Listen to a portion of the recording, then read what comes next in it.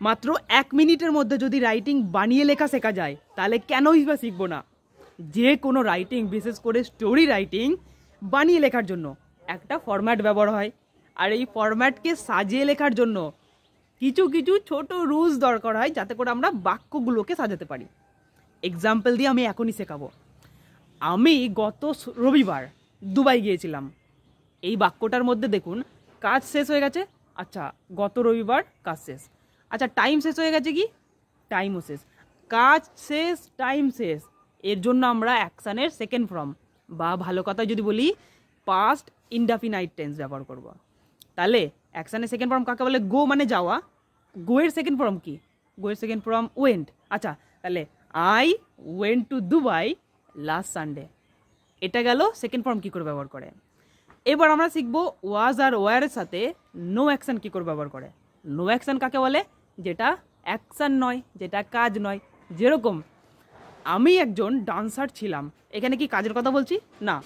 আচ্ছা কিন্তু অতীতের কথা তো বলছি, আগেকার কথা তো বলছি, তার মানে ওয়াজ বয়ার ব্যবহার করব।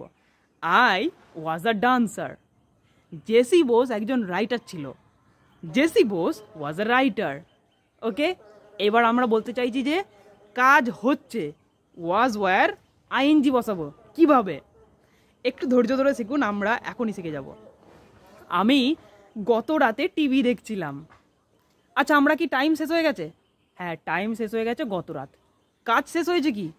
না কাজ শেষ হয়নি, কাজ হচ্ছিল। শেষ হয়নি কিন্তু কাজ হচ্ছিল। এখনই আমরা ব্যবহার করব ওয়াজ বা ওয়ারের সাথে ING.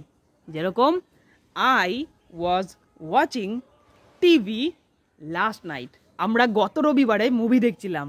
We were watching a movie last Sunday. আর এরকমভাবে যদি আরও ভালো করে শিখতে চান, স্টোরি রাইটিংয়ের জন্য ইকোটাই ব্যবহার হয়, কিন্তু প্র্যাকটিস কে করাবে? আমি করাবো।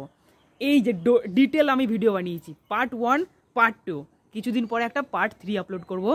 আর যদি স্টোরি রাইটিং না শেখাতে পারি তাহলে আমাকে এখানে কমেন্ট বক্সে এসে উল্টো পাল্টা বলে দিয়ে যাবেন। স্টোরি রাইটিং এতটা ইজি, এবং এর পরবর্তী ভিডিওতে আরও অনেক কটা রাইটিং বানাবো। এছাড়াও অনেক কিছু ভিডিও আছে, আপনারা ইউটিউব চ্যানেলে যান পেয়ে যাবেন। So tata. স্টোরি রাইটিং এরকম করে লিখতে হয়।